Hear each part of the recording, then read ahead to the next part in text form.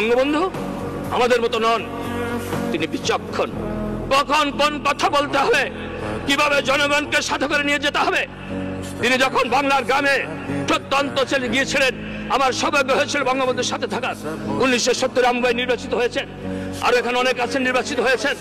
আমার খোলা নির্বাচন হয়েছিল নির্ধারিত 7 ডিসেম্বর হয় নাই, হয়েছিল 17 জানুয়ারি 1971 জানুয়ারি মাসে নির্বাচন হয়েছিল। শপথের সময় আমি এমএনএ না, তারপর শপথ নিয়েছি।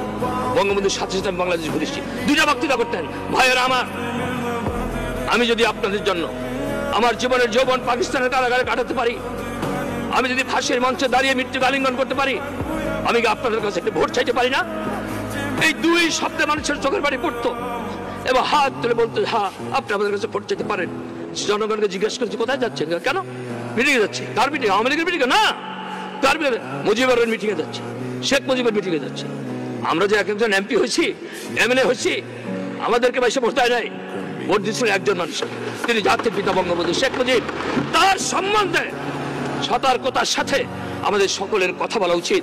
তিনি 1000 বছরের শ্রেষ্ঠ বাঙালি, পৃথিবীর যেখানে গাছের মাথা উঁচু করে দাঁড়িয়েছেন। মাথা নত কিভাবে করতে হয় বঙ্গবন্ধু জানতেন না।